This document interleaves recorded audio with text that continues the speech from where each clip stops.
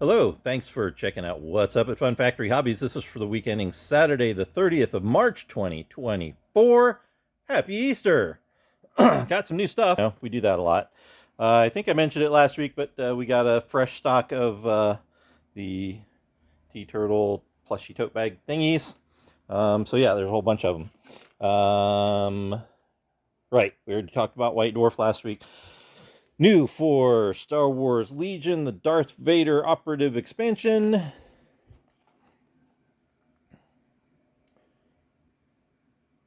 Previously only available in the starter set. From Game Right. We kind of love pretty much all the games they put out. Hit or Miss, the game where great minds think alike. For 3 to 8 players, ages 10 and up. Sharpen your pencils and your intuition for this can't-miss party game. Draw a category card and quickly list as many related words as possible before time runs out. Then take turns rolling the die. If it lands on hit, pick a word that you think everyone wrote. If it lands on miss, pick one that only you wrote. Predict your opponent's answers to score the most points and hit it big with a win. Might have had that particular title before, but I don't remember. But anyway, now we do have it for sure. Also, from Game Right, Cat Stacks, the perfect puzzle.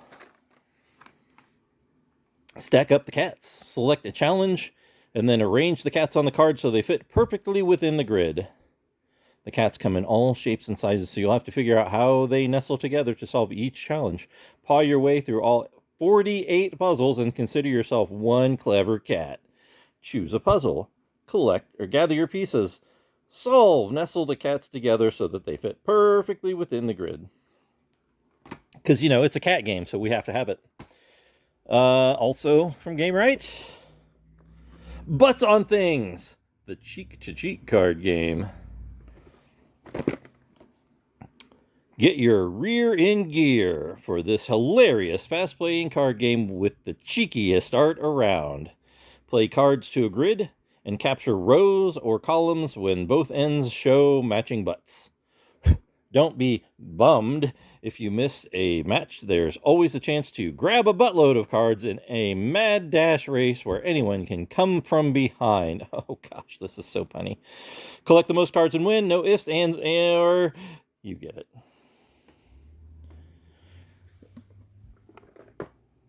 And, as if that's not enough, Game Right, more Sleeping Queens to the rescue. We've had Sleeping Queens, but here in Sleeping Queens 2, the rescue, the Pancake Queen, the Ladybug Queen, and their friends returned with some new characters and a new mission. Save the kings! Play queens to rescue kings from a parade of perilous predicaments. Find a magical companion to aid your quest, but watch out for wild gnomes, sleeping willows, and the ever-sneaky Switch Witch. Save the most kings and crown yourself the royal hero.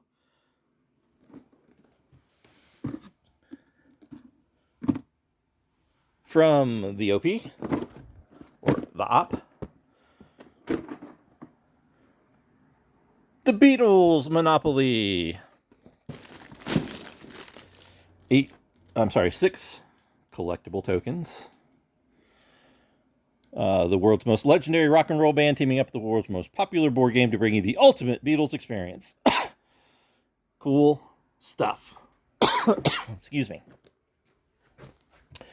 From Ultra Pro, Sparkly Yellow Satin Tower, and Sparkly Purple Satin Tower. I know somebody was asking about the Sparkly Purple one. We may have had that in stock before, but now we have it again. So there you go. From Q Workshop, the Japanese leather dice cup. So cherry blossoms. Very appropriate for this time of the year. But it's a nice leather cup. Comes with a lid. Really high quality product for all your dice rolling needs. Well, assuming they're small enough to fit in there. Back to Ultra Pro. We got a couple of the deck boxes for the Magic Fallout set. Here's one of them. Another. And another. They will hold 100 plus sleeved cards, which is convenient since Fallout Commander was a commander heavy set. From Games Workshop, for Warhammer Underworld Deathgorge, we have Zandara's Gravebreakers. Excuse me. Includes easy to build Citadel miniatures of Zandara and her ghastly grave robbers. They scour the deepest tombs within Deathgorge in search of lost magic, destroying all who stand in their way. Contains 5 fighters, 5 double-sized fighter cards, 32 Zandara's Gravebreakers rivals deck consisting of 12 objects, 10 gambits, and 10 upgrade cards. Fun stuff. Some new Q Workshop dice sets. Dogs with the modern D4 design, not the Caltrop design. You can see the clever bones and other dog-like 4s are fetching a stick. So this one is Charlie. And here we have Max. Kind of a blue hue and blue ink. Here we have Luna. And Bubbles. I don't know how well you can see that in this light. We also restocked some of the Cats dice set. I know we've had some of those before. Pretty sure we have not had the dog ones before, however. Right, back to Games Workshop. For Warhammer 40,000, Tau Empire Army Kroot Hunting Pack.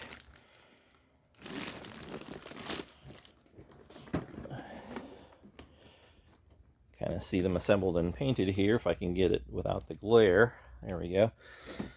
The expansion of the Tau Empire is driven ever onward by armies of the Firecast and the many allied foreign forces who fight alongside them. Sworn to the furtherance of the greater good, the most ubiquitous of these auxiliaries are the Kroot. These ferociously predatory beings are the masters of fieldcraft, cunning ambush, and guerrilla warfare. At range, they employ skirmish tactics, harassing their foes with volleys of firepower and staying on the move to avoid retaliation. Yet, it is up close that the Kroot truly excel, surging into battle with ululating war cries, tearing their enemies limb from limb, and then, if their shapers allow it, feasting upon the carcasses of their fallen foes. Includes 26 Citadel miniatures, the Tau Empire Codex, and that's the first place you can get it, and right now the only place you can get it. Datasheet cards and assembly guide for these models. Nifty. From Van Ryder Games, they have put together, so you're familiar with Final Girl, probably, because we got a whole bunch of it right over there. But now they've got these series boxes which will hold all of the episodes and miniatures and etc. for each of the first 2 series. Not only that, but they also come with cast and crew box of the series 2 bonus features, but does not include anything else. But all of that sold separately, but most of it in stock here will fit in this box. There's also a series 1 box, but I've already sold it. I will order another one probably this week to have in next week's video. From Mongoose. Is this Mongoose? Yeah, Mongoose Publishing and Studio 2. Traveler, the World Builder's Handbook. World Builder's Handbook is a tool set for expanding a world or a star system into a fully realized place to explore. It includes procedures for determining the type and location of a system's significant stars and worlds, an expansion of made world generation, and rules for determining the physical and social characteristics of the star system's other worlds. This handbook is both comprehensive and modular, with procedures designed to allow the referee to focus on the important aspects of a world or system's characteristics. The World Builder's Handbook includes knowledge gained from thousands of exploratory systems discovered, and covers habitable and hostile worlds, moons, gas giants, twilight worlds, and guidelines for the referee to describe what travelers can see in the skies above these worlds. It allows the referee to create a star system from scratch or expand existing information to refine a world's character. Also included are checklists, forms, examples and the procedure and equipment used by the Imperial Interstellar Scout Service to survey and record information in the charted space universe, and a glossary of astronomical terms. From Paizo Publishing, Pathfinder 2nd Edition Monster Core. So this is the revised 2nd Edition, the non-OGL, and this is the special edition cover. Leatherette foil, 2-color foil embossed in limited quantity.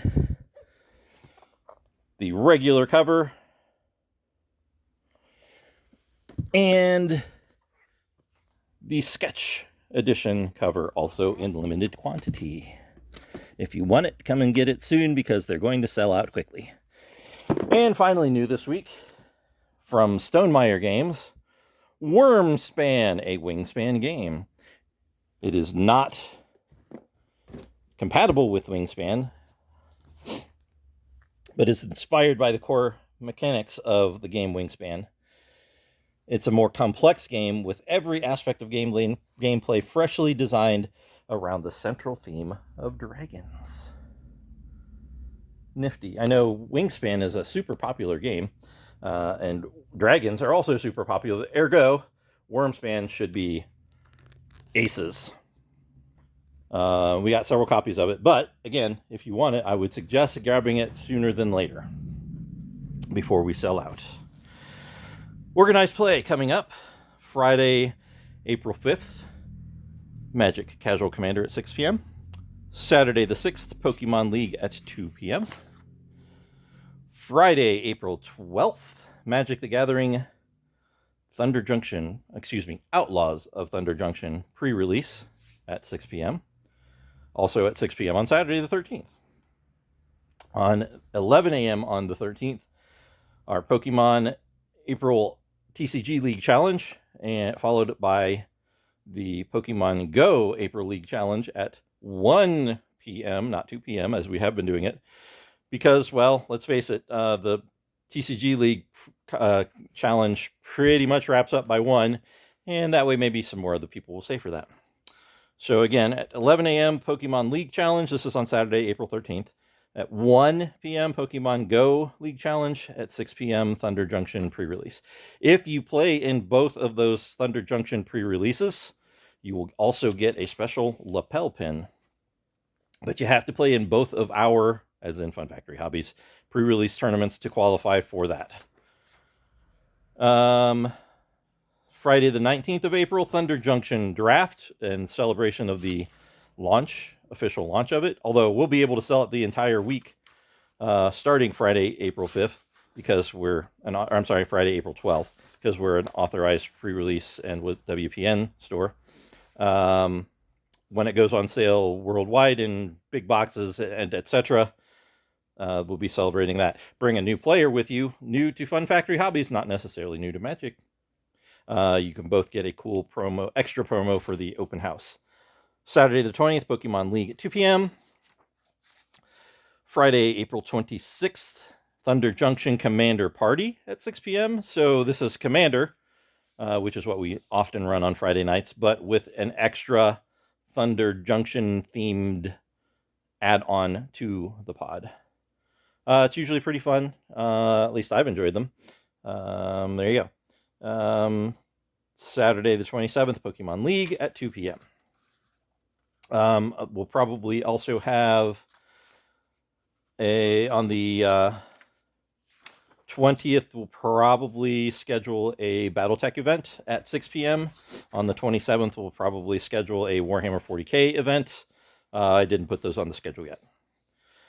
In May, looking at Casual Commander, Pokemon League, Casual Commander, Pokemon League Challenge.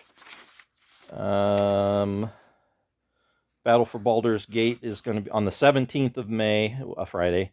Magic the Gathering Battle for Baldur's Gate 50th Anniversary, a draft event. You'll pay entry fee for the draft boosters and a prize draft booster, but you'll also get a collector booster. So you're going to actually pay less for the tournament than you would have paid for the collector booster in the first place, and you'll still get the collector booster. How about that? While supplies last, limited supply, but also we have limited space in case you haven't seen our organized play area. Saturday the 18th, Pokemon League at 2. We will be closed. League Cup on Sunday the 19th. That'll be at the library annex, as usual, for our League Cups. We will be closed Wednesday, Thursday, Friday, May 22nd, 3rd, and 24th. So the midweek or latter half of the week prior to Memorial Day, but we should be back for Saturday the 25th for our Pokemon League. So there will not be a Friday Night Magic event on Friday, May 24th here at Fun Factory Hobbies. Of course, the Monday the 27th is Memorial Day, but I expect we'll be open that day. And Friday the 31st is the last event I have scheduled, Casual Commander. Okay, so that's what's up. As always, we appreciate you watching the videos to see what's up at Fun Factory Hobbies. We appreciate your business. We appreciate your subscription, your liking, all that good stuff. We appreciate you. Take care, and we'll see you next time to learn out what's up next week. Bye.